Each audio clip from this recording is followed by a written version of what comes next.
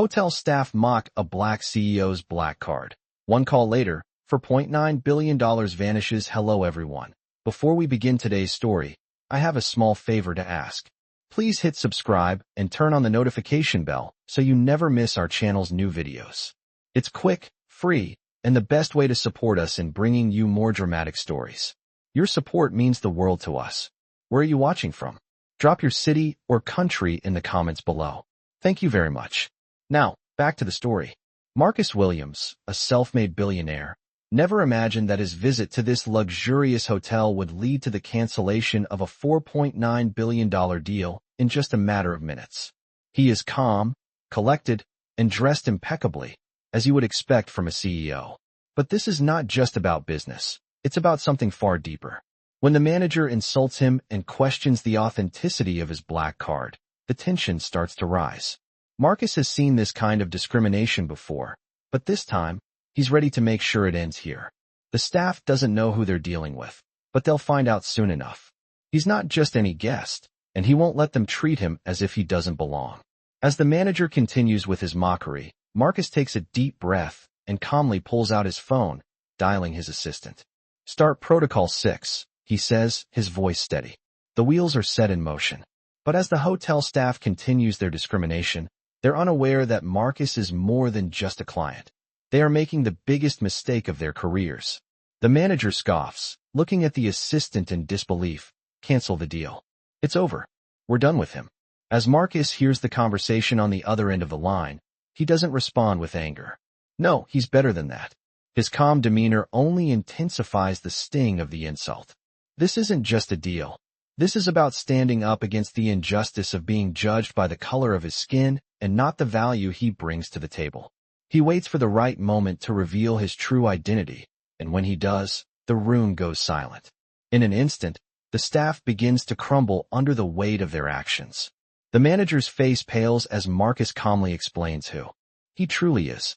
"You called me a fraud in the company I own." That's the moment everything changes. Power shifts, the tables turn, and the hotel's facade of luxury crumbles. The manager stumbles, his authority slipping away as the full weight of the CEO's identity hits home. The air grows thick with silence, the kind of silence that speaks louder than any words. This is a moment of reckoning, and it's only just begun. As the tension in the hotel lobby continued to rise, Marcus Williams stood tall, his composed demeanor never faltering. The manager, still reeling from his mistake, tried to regain control of the situation, but Marcus was no longer the man he had assumed him to be. The manager's voice, which had previously been laced with condescension, now wavered as he realized the full extent of his blunder. A subtle shift had taken place in the room, as guests who had once been passive observers began to murmur among themselves, their eyes locked on the unfolding drama.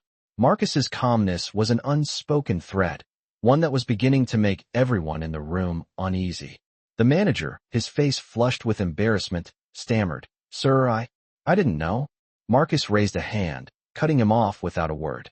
The silence that followed spoke volumes, and the room felt as though it were holding its breath. "You didn't know, but now you do," Marcus said, his voice steady and unwavering. And that's the problem. The words hung in the air, and for a moment, there was a collective pause as the full weight of the situation set in. The hotel staff, who had been complicit in the discrimination, exchanged uneasy glances, realizing they were about to face the consequences of their actions. Marcus, however, was not interested in rehashing the past. He was focused on what came next. "I came here for a simple transaction, but you chose to make it personal. You chose to question me, to humiliate me in front of others, based solely on the color of my skin. I won't let that slide." As he spoke, Marcus pulled out his phone, dialing his assistant. "Prepare the documentation," he said calmly. "It's time to activate the protocol." His assistant, Carla, was ready. Within seconds, the hotel staff would feel the impact of their choices. The room, once filled with hushed whispers and awkward glances, was now a ticking time bomb. The manager attempted to salvage what little dignity he had left, but Marcus's next words made it clear that any attempt at appeasement would be futile. "Do you think you can erase what you just did?" Marcus asked, his gaze never leaving the manager's. "Do you think that a simple apology will undo the damage you've caused?" The manager, unable to answer, shifted uncomfortably. Meanwhile, the assistant in the back office, Carla, was already pulling up the necessary files, preparing to execute the next phase of Marcus's plan. As the manager continued to falter, Marcus's patience wore thin. "I'm not here to be treated like a second-class citizen in a place I own," he said, his tone sharp, yet controlled. "So I'm going to give you a choice. You can either make this right, or I will. And trust me, you won't like the consequences." The threat was clear, but it wasn't delivered with anger or malice. Instead, it was a statement of undeniable authority. In that moment, the manager's face drained of color as he realized just how out of his depth he truly was. This was no longer a simple misunderstanding. This was an awakening. The room was now divided, half in disbelief, half in anticipation. Marcus knew he had them right where he wanted them. He didn't need to raise his voice, didn't need to shout to get his point across. His presence alone was enough to command respect. As the minutes ticked by, the hotel staff began to feel the full weight of the situation. The manager, once so confident in his position of power, was now desperately trying to salvage what remained of his professional reputation. But it was too late. Marcus had already taken the reins. "Carla," he said, speaking into his phone, "send them the email. Lock them out of the system." Within moments, the staff's access to the hotel system was revoked. They could no longer control anything, not even the reservation system that they had tried so hard to manipulate. The final blow was dealt. Marcus stood silently, watching as the manager's face morphed from confusion to fear. The room, once a quiet, serene space, now buzzed with a sense of excitement. People were talking, whispering, and recording the events as they unfolded. No one could believe what they were witnessing. The power dynamics had shifted completely, and Marcus was the one in control. As the manager scrambled to make sense of the situation, Marcus took a deep breath, allowing the silence to stretch out. "You can't erase what happened today," he said softly. "But you can learn from it. You can change, or you can be left behind." The words were a reminder, not just to the hotel staff, but to everyone in the room. Change was coming, and there was no turning back. The manager, now visibly defeated, nodded weakly. His pride had been shattered, and his career was on the line. But it wasn't just his career at stake. Marcus's words had struck a chord with everyone who had witnessed the event. They understood now. They saw the injustice for what it was. And they knew that, in the end, it wasn't just about one man. It was about all of them. It was about changing a system that had allowed discrimination to thrive unchecked for far too long. The manager's hands shook as he reached for the desk, his knuckles white against the smooth marble. He knew that every second now was crucial, but there was nothing he could do to fix the mistake he had made. Marcus Williams stood across from him, a calm figure of power, his presence filling the room with an undeniable tension. The once confident hotel staff now seemed smaller, their authority evaporating with every passing second. The hotel manager, his face pale, glanced at his colleagues. They too were silent, realizing that they had crossed a line that could not be undone. I apologize," the manager stammered, his voice barely above a whisper, but Marcus wasn't buying it. "You apologize?" Marcus's voice cut through the silence like a sharp blade. "Do you really think a simple apology will fix this? Do you think your apology can undo the humiliation you've caused?" The manager remained silent, unsure of how to respond. Marcus shook his head slowly. "You humiliated me in front of my peers, in front of other guests, and now you expect an apology to fix it? No. You made a choice, and now you will have to live with the consequences of that choice." As Marcus spoke, the atmosphere in the room grew heavier. Guests who had been silently watching the confrontation started whispering among themselves, murmurs of disbelief and anger building in volume. Marcus didn't look at them, though he knew they were all watching. He was not here for their sympathy. He was here for justice. His phone buzzed in his pocket, and he didn't hesitate. Without looking down, he pulled it out and pressed a button. "Activate the protocol," he said, his voice low but filled with authority. Across the hotel, the staff's access to the hotel system was revoked, a simple yet powerful action that rendered them powerless. The manager's expression shifted from fear to frustration, but it was clear that his attempts at regaining control were futile. "I can't let this go," Marcus continued, his voice calm but unwavering. "Not after the way I was treated. I'll make sure no one else goes through what I just did. You will learn, just as the rest of your team will. The manager opened his mouth to speak, but no words came out. He was helpless. All he could do was stand there and watch as Marcus exercised his power. The hotel lobby was now full of tension, a stark contrast to the serene, luxurious space it had been just moments before. The employees were trapped in their own actions, unable to escape the reality that they had wronged the wrong person. Marcus's gaze swept across the room, meeting the eyes of the guests who had been watching. They were no longer just spectators. They were witnesses to something bigger than themselves. The room had shifted from a space of privilege and power to one of accountability. "It's time for change," Marcus said, his words deliberate, his eyes focused on the manager. "I didn't raise my voice. I raised the standard. And you failed to meet it." There was a long pause, and then the manager's shoulders slumped. He knew that his fate was sealed. His career, his reputation, everything he had worked for was slipping away. "I'll take full responsibility," he said weakly, his voice now full of regret, but Marcus didn't respond with sympathy. "You can take responsibility all you want," Marcus replied, "but you're still going to lose your job. You don't get to treat people like that and expect to keep your position." As the manager's face grew darker, the hotel staff members began to shift nervously. Some tried to protest, but no one dared to speak out against Marcus, not with the weight of his words hanging over them. "I'm not interested in your excuses," Marcus said, his voice cutting through the tension. "I'm interested in making sure this never happens again. And if I have to burn down your entire operation to do that, I will." The manager's knees buckled slightly, and he grabbed the desk for support. "Please," he whispered, "please don't do this." But Marcus remained unfazed, his eyes locked on the manager, unwavering in his resolve. "It's too late for that," Marcus said softly. "The damage has been done, and now you'll have to live with it."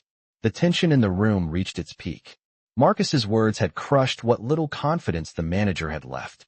The once powerful hotel staff was now reduced to nothing, their dignity stripped away in front of everyone. But Marcus was not done. He turned toward the assistant, Carla, who was still on the phone, ready for the next step in the protocol. "Send the emails," Marcus said quietly. "Start the internal audit. I want this place cleaned up from top to bottom." Carla nodded and began typing swiftly, sending out the necessary documents to the higher-ups. Marcus's gaze swept back to the manager, who was still struggling to keep his composure. "Your apology doesn't matter anymore," Marcus said coldly.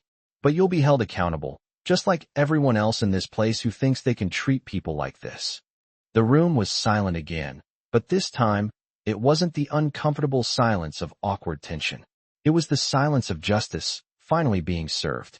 As the minutes passed, the weight of Marcus's words continued to linger in the air. The manager, now defeated and pale, stood by the desk, unable to move. His entire body seemed to tremble, the full gravity of his actions finally sinking in. Marcus, however, remained composed, his gaze unwavering as he watched the hotel staff slowly lose their nerve. Carla, his assistant, was still at the other end of the phone, processing the next steps. The silence that filled the lobby was thick and heavy, an eerie calm settling over the entire space. Guests, who had been watching in stunned silence, began to whisper among themselves. Some even exchanged looks, recognizing the shift in power that had just unfolded before their eyes. It was as if the entire room had just witnessed a quiet revolution. Marcus's calm demeanor was the only thing that anchored the situation, while the hotel staff, now fully aware of the consequences, were left to stew in their shame.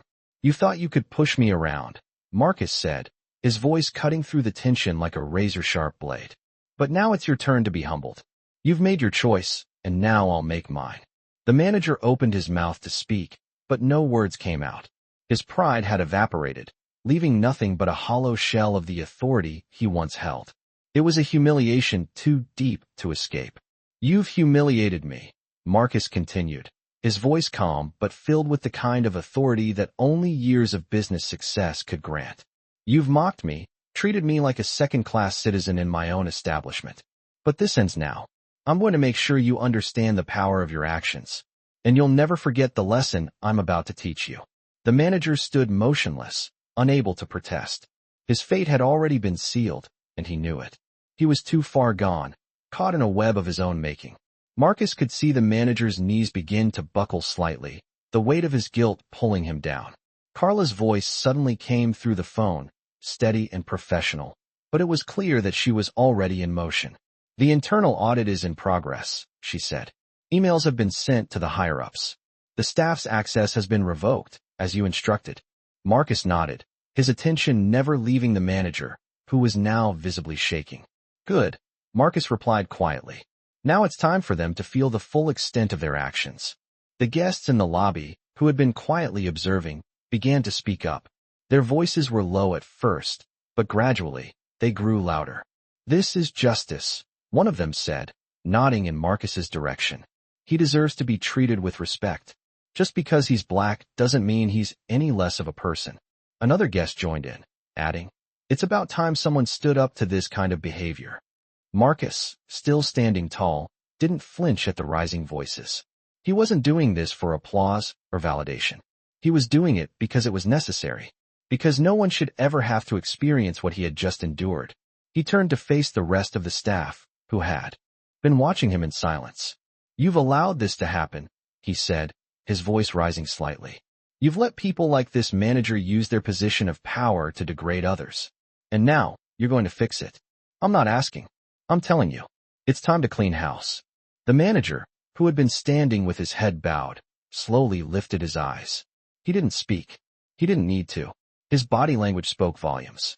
He knew the consequences of his actions. Marcus, without missing a beat, turned back to Carla. "Proceed with the firings," he said. "Everyone involved in this will be held accountable, starting with him." The manager flinched, his face turning an even deeper shade of red. He knew his job was as good as gone. Marcus's voice remained steady as he continued to issue orders. "Send a message to corporate.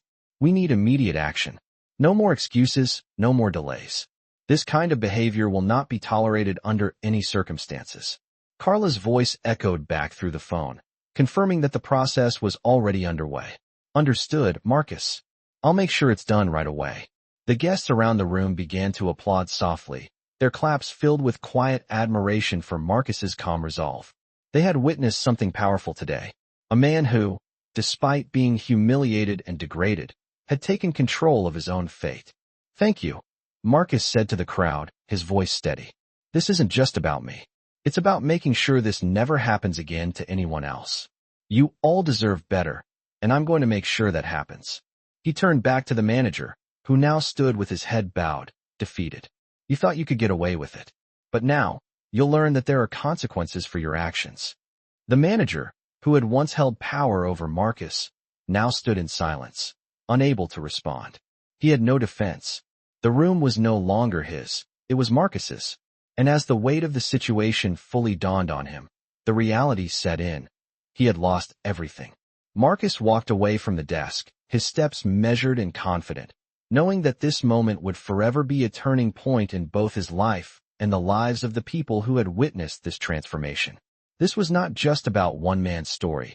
This was about dismantling a system of inequality that had gone unchecked for too long. The lobby remained eerily silent as the hotel staff, now fully aware of the severity of their actions, stood motionless. The manager, who had been so quick to belittle Marcus earlier, was now nothing more than a shell of his former self. His head hung low, shoulders slumped, and his eyes avoided the gaze of the guests who had been watching the entire ordeal unfold. Marcus, on the other hand, stood tall, his presence still commanding the room. The guests who had witnessed the confrontation were slowly gathering their things, but no one dared to leave just yet. It was as though the atmosphere had shifted permanently. People were talking among themselves, expressing their admiration for Marcus's composed handling of the situation. As the hotel systems were slowly updated, Marcus's assistant, Carla, remained on the phone, ensuring that every step of the protocol was executed flawlessly. "All access for the staff has been revoked," Carla confirmed, her voice calm but precise. "The internal audit is already in progress. I've already sent the firings through to corporate. We've made sure that everyone responsible for today's events will be held accountable." Marcus nodded in satisfaction, though he didn't let his attention wander from the situation at hand. His eyes were still locked on the manager, who seemed to be sinking deeper into a pit of regret. "You'll be leaving soon," Marcus said quietly, his words hanging in the air, but the manager didn't respond. Instead, he just nodded weakly, too ashamed to speak. Marcus didn't need any more words. He had made his point, and the wheels of justice were already in motion. With the hotel staff now visibly shaken, the lobby began to quiet down, the whispers of disbelief fading into the background as the reality of the situation set in. Marcus turned away from the manager, his gaze sweeping over the rest of the staff. "This isn't just about one mistake," he continued, his voice carrying with the weight of authority. "This is about a culture that allows this kind of behavior to happen in the first place. And it's time to end it. You can choose to be part of the change, or you can be left behind." His words rang out, and the staff members, who had been silently watching, shifted uncomfortably. Some exchanged glances, but none dared to challenge Marcus. His calm power had already dismantled their positions of authority, and they knew they had lost. "I'm making sure the next steps are clear," Marcus added, his eyes scanning the room. "There's going to be a full investigation into this hotel's practices. No more excuses, no more hiding behind policies that protect discrimination." The guests, who had been quietly observing, began to murmur in agreement. One by one, they nodded, their expressions reflecting both admiration for Marcus and disbelief at what they had just witnessed. "This is bigger than just today," Marcus continued, his voice unwavering. "I'm not just here for an apology. I'm here to make sure that this kind of injustice never happens again, not just in this hotel, but in every establishment that operates on the assumption that people like me don't belong in spaces like this." With those words, Marcus turned his attention back to the manager, who had finally lifted his head to meet his gaze. The humiliation was evident in his eyes, but it was too late. The damage had been done, and Marcus's resolve was unshaken. "You'll be the first to learn that the consequences of your actions go far beyond the loss of a job," Marcus said, his voice soft but firm. "This isn't just about one moment. It's about the ripple effect that this kind of behavior has on everyone around you. And it's time for that ripple to stop." The manager opened his mouth to respond, but no words came out. There was nothing he could say. He had been exposed for who he truly was. And the silence that followed was not the silence of discomfort or shame. It was the silence of someone realizing they had lost their power forever. "I'm done here," Marcus said, turning away from the manager and addressing the rest of the room. "But I will be watching, and I will make sure that the people responsible for this moment are held accountable. I don't care how long it takes. Change is coming." With that, Marcus walked toward the exit, his movements slow and deliberate, but filled with the kind of purpose that only comes from someone who knows their worth. The guests, who had been watching in stunned silence, began to clap. At first, it was quiet, hesitant, but soon the applause grew louder, a collective recognition of the power Marcus had displayed in the face of racial injustice. The staff, meanwhile, stood frozen, unable to move, unable to speak. They had been defeated, and they knew it. As Marcus left the lobby, the finality of the moment was clear. This wasn't just about a single incident. It was about changing the way the world saw people like him. It was about ensuring that no one, regardless of their skin color, would ever again be treated like an outsider in their own space. As Marcus walked out of the hotel lobby, his mind was clear, his actions resolute. He didn't need to turn back to see the aftermath. He knew what was unfolding behind him.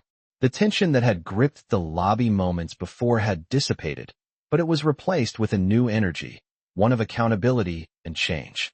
Guests who had silently witnessed the disgrace now stood taller, their posture proud, as if the event had ignited something deep within them. Some were still clapping, the sound growing in strength as others joined in, a silent protest against the injustice that had just taken place. Marcus's footsteps were steady, but as he reached the door, his phone buzzed in his pocket. He paused for a second, pulling it out and answering with a single word, "Go." Carla's voice came through the phone, calm yet urgent. "The protocol is in full motion, Marcus. The corporate team is reviewing the actions, and the audit's already in progress. All those involved have been flagged, and I've sent the initial documentation to legal. This will not go unnoticed." Marcus nodded silently, his eyes still forward as he walked out into the bright sunlight. The cool morning air filled his lungs, and for a brief moment, he felt the weight of what he had just done. Not just for himself, but for everyone who had ever been mistreated, humiliated, or held back because of the color of their skin. He had made a statement, and he was confident that the ripple effects of his actions would reverberate far beyond the walls of that hotel. As he slid into the back of his car, Carla's voice continued, but now there was a new sense of urgency. Marcus, the media is already picking this up. We've had multiple requests for interviews, and it's already trending online. People are starting to notice, and they're reacting. Marcus took a deep breath. This was only the beginning. Let them, he said simply. This isn't about me. It's about what happens when enough people stand up and say enough is enough. It's about creating a future where no one else has to go through what I did today. He leaned back in the seat, his eyes closing for a moment as he processed everything that had just happened. The manager's face, his lack of response, the silence that had filled the room after Marcus's words. All of it felt surreal in a way. But it was real, and it was necessary. His phone buzzed again. This time, it was a message from his legal team. The first steps are in place. We've already begun to prepare a statement for the press. You've made your point, and now we'll make sure it sticks. The hotel will be forced to make sweeping changes. Marcus opened his eyes, a small smile playing at the corner of his lips. Good. Make sure they know this isn't just about firing a few people. This is about changing the entire system. This hotel needs to be held accountable for every instance of discrimination, every biased action that's taken place, not just in the past month, but for years. His words were firm, but not angry. There was no need for anger anymore. The system was already shifting, and Marcus knew that the hardest part, exposing the truth, had already been done. And Carla, he added, pausing for a second, get in touch with the guests who were there today. They need to know we see them, we hear them, and we're not going to let this moment go to waste. The people who witnessed this need to know that their voices matter. Carla responded almost immediately. I'm on it. I'll make sure they get personal messages from you. Marcus hung up the phone, and the car drove silently through the city streets. He was no longer just a CEO. He was a man who had fought back against a system that had tried to push him down. And now, he was leading the charge for something bigger, something more important than any business deal or profit margin. He was fighting for dignity, for respect, and for change. As the car pulled up to his office building, Marcus glanced out the window, seeing the city hustle and bustle around him. He knew that there was still much work to be done. The hotel had just been the beginning, but it was the first domino to fall. He stepped out of the car, his mind already racing with plans for what would come next. Today, he had done more than just stand up for himself. He had stood up for everyone who had been silenced, for everyone who had been made to feel like they didn't belong. Today, he had shown the world what true power looked like, not in the money you had, or the status you held, but in the courage to fight for what was right. The fight was far from over, but Marcus was ready for whatever came next. As Marcus walked into his office, the weight of the day's events was still heavy on his mind. The lobby incident was over, but the real work had only just begun. He sat at his desk, looking out of the window at the skyline, his thoughts focused and clear. The world was already buzzing about the confrontation at the hotel, and Marcus knew that this moment would mark a turning point, not just for him, but for the system he had fought against for so long. His phone buzzed again, pulling him from his thoughts. It was a text from his legal team. The hotel is already reaching out. They want to settle, but we know what needs to be done. They're trying to silence this, but we won't let them. Marcus read the message, his jaw tightening slightly. He wasn't interested in settlements or quick fixes. This was about more than just the hotel. This was about sending a message. He immediately picked up the phone and dialed Carla. I want a meeting with the press, he said firmly. Let them know this isn't going away. If they think we're just going to sweep this under the rug, they're wrong. Carla's response was immediate. I'll set it up, Marcus. I'll let the media know you're available. Good. Marcus replied, leaning back in his chair. I'm going to use this moment to expose everything. The practices, the biases, and the people who've been getting away with this for far too long. As he ended the call, Marcus's thoughts shifted. This wasn't just about one hotel, one manager, or one racist incident. This was about the culture of exclusion that had existed for years, quietly perpetuating itself in spaces of power and influence. Marcus had taken a stand, but he knew that to truly create change, he would need to rally others to his cause. He needed to make sure that the conversation didn't end with him. It had to become a movement. The clock on his desk ticked as he reflected on his next steps. His legal team was already in motion, ensuring that every necessary document was in place for the next phase of action. Meanwhile, Carla had already begun reaching out to potential partners, business leaders, activists, and advocates who had been calling for change for years but had never been able to break through the barriers that protected those in power. Marcus knew he couldn't do it alone. The system of discrimination he had just exposed was vast, and it wasn't going to be easy to dismantle.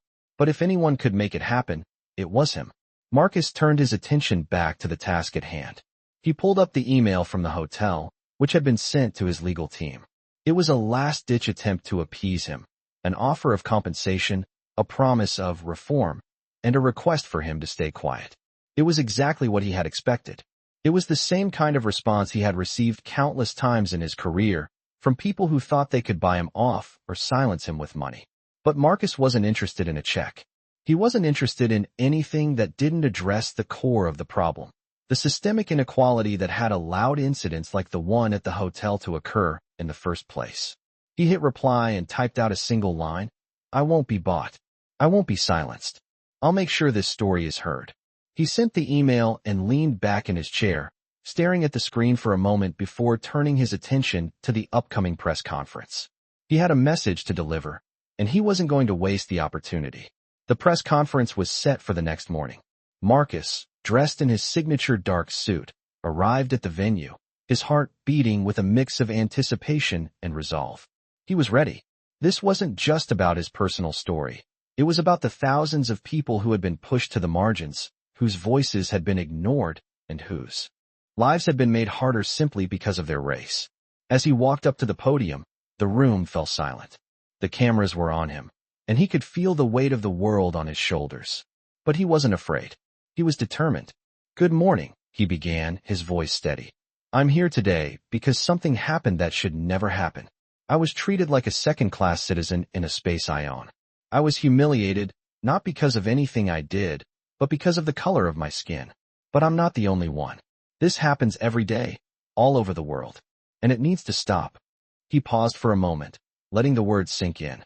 The room was filled with reporters, their pens scribbling furiously, their cameras capturing every word. "I'm not here for an apology. I'm not here to settle. I'm here to make sure that this kind of discrimination ends, not just for me, but for everyone who has ever been made to feel like they don't belong. We can no longer tolerate a system that allows people to be judged by their race, by their appearance, or by their background. We must hold people accountable, and we must do it now." The room was silent for a moment, and then the applause began.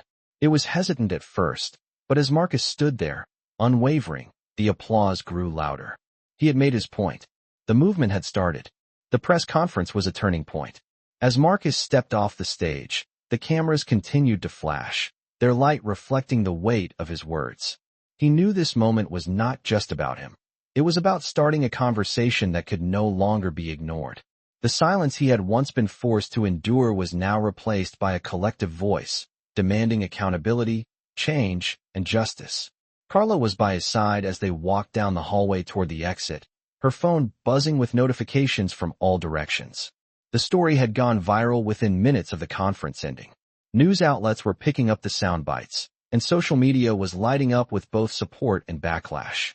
But Marcus didn't care about the backlash. The truth was out, and it was far more powerful than any negative response they could muster. "The press is calling it a game changer," Carla said, glancing down at her phone. "The hashtag #PowerShift is already trending, and it's being shared by influencers, activists, and even other CEOs. People are starting to speak out." Marcus nodded but remained silent for a moment, deep in thought. The fight was far from over. What had happened at the hotel was just one small part of a much larger issue, one that stretched across industries, institutions, and systems. "This isn't about a trend," Marcus finally said, his voice low but determined. "This is about creating a future where no one else ever has to go through what I went through." Carla looked at him, a small smile crossing her face. "I know. But for now, people are listening. And that's a huge step in the right direction."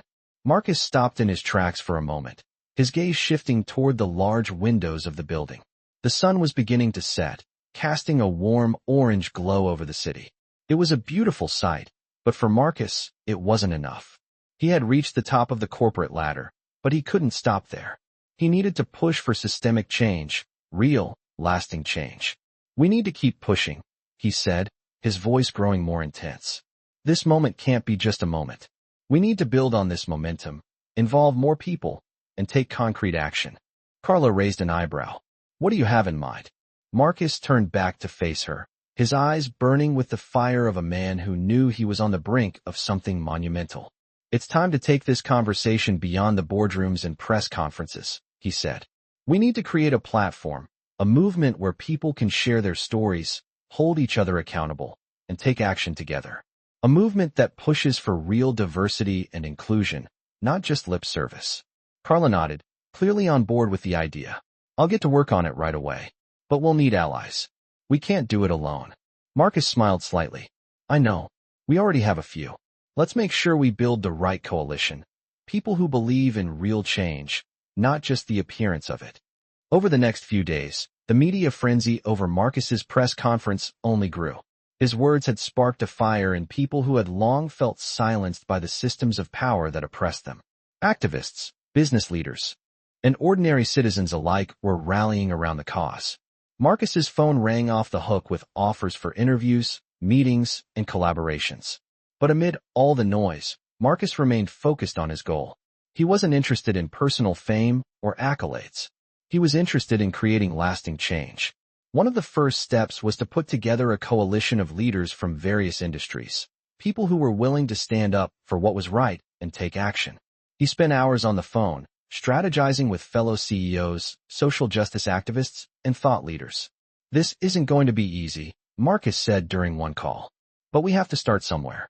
If we want to create a world where people aren't judged by the color of their skin, it's going to take all of us, working together." The response was overwhelming. People were ready. They were tired of the status quo, and they were ready to fight for a better future. As the days turned into weeks, Marcus's coalition began to take shape. They planned rallies, sponsored research into diversity and inclusion practices, and called for legislative changes at the local, state, and national levels. The movement grew stronger by the day, as more and more people joined the cause. Marcus knew that this was just the beginning, but he also knew that with every step, they were getting closer to the change they sought. It was no longer just about one man standing up to an individual hotel manager. It was about a movement that would force every institution to confront its biases and prejudices. As Marcus sat down in his office that evening, the weight of the day's work behind him, he felt a sense of peace. The fight was far from over, but they were on the right path. The world was beginning to listen, and soon, they would have no choice but to act. The weeks that followed were a whirlwind of meetings, press conferences, and negotiations. Marcus had made it clear that the hotel incident was only the beginning of a much larger movement. His coalition of activists, business leaders, and everyday people was growing by the day, each person contributing their own expertise and passion to the cause. As the media coverage of his efforts continued, Marcus found himself at the center of a storm, both for his message of change and for the way he was shaking up the status quo. But despite the attention, Marcus remained focused. His goal was clear: systemic change. He was no longer just fighting for his own dignity or for his own story. He was fighting for everyone who had been marginalized and dismissed because of their race. One afternoon, Marcus sat in his office, going over the latest reports from the coalition. Carla walked in, holding a tablet with the most recent updates. "Marcus, we've got a meeting with the senator's office tomorrow," she said, her voice filled with excitement. "They want to discuss introducing new diversity and inclusion legislation. They're ready to put it on the table." Marcus looked up, his eyes focused but calm. "Good. That's what we need to push forward. We've got momentum, and now we need to make sure it translates into action. This isn't just about a few token gestures. This is about real change at the policy level." Carla nodded. "We've also had some corporate leaders reach out, offering their support. They want to implement real diversity initiatives in their companies." Marcus smiled slightly, but the weight of the work ahead was never far from his mind. "That's great, but we need more than just companies signing statements. We need them to hold themselves accountable, to put their money where their mouth is. This has to be a cultural shift, not just a PR move." Carla agreed. "I'll follow up with them and make sure they're serious." As the days passed, the pressure on Marcus increased. He was now a symbol of the fight for racial justice. But with that came the responsibility of leading a movement. He found himself balancing the demands of running his own company, while also dedicating countless hours to the coalition's efforts. There were moments of doubt, moments when the weight of the world seemed to rest on his shoulders.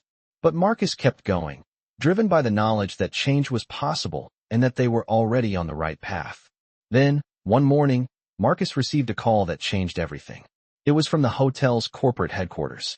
The voice on the other end was calm, but Marcus could tell they were trying to appear neutral. "Mr. Williams," the representative said, "we've reviewed the situation at the hotel and the subsequent media coverage. We understand the gravity of what occurred, and we want to assure you that we are committed to reforming our policies to ensure something like this never happens again." Marcus listened carefully, his expression unreadable. "I'm glad to hear that," he said after a pause. "But words aren't enough. I need to see the changes in action. I need to know that your policies are going to be more than just statements. You can't erase what happened, but you can show people that you are willing to do the work to make sure it never happens again." There was a slight pause on the other end of the line before the representative responded, "We understand. We are ready to work with you on this." Marcus ended the call, but the conversation stayed with him. He had made his point, and the hotel was listening, but he knew that the real work had yet to begin. The battle wasn't over. It had only just shifted to a new front. Over the next few months, Marcus continued to push for change. The coalition had grown, with more companies, politicians, and organizations signing on to the cause. But Marcus wasn't interested in merely collecting signatures. He wanted concrete action. He pushed for increased funding for diversity training programs, for audits of company hiring practices, and for legal frameworks that would hold companies accountable when they failed to make real progress. Every victory, no matter how small, was a step in the right direction, but Marcus knew there was still a long way to go. One evening, after a long day of meetings, Marcus sat alone in his office. His mind wandered back to that moment in the hotel lobby, when he had stood his ground, unflinching in the face of humiliation. It felt like a lifetime ago, but he knew it had been the catalyst for everything that followed. That moment had awakened something in him, something that he could never ignore. He had been pushed to the edge, but instead of breaking, he had fought back with quiet strength. And now, he was leading a movement that was bigger than he ever could have imagined. The fight was far from over, but Marcus was ready for whatever came next. He had already seen the power of one voice, one man standing against the tide. But now, he was part of something much greater, a movement that would change the world, one step at a time.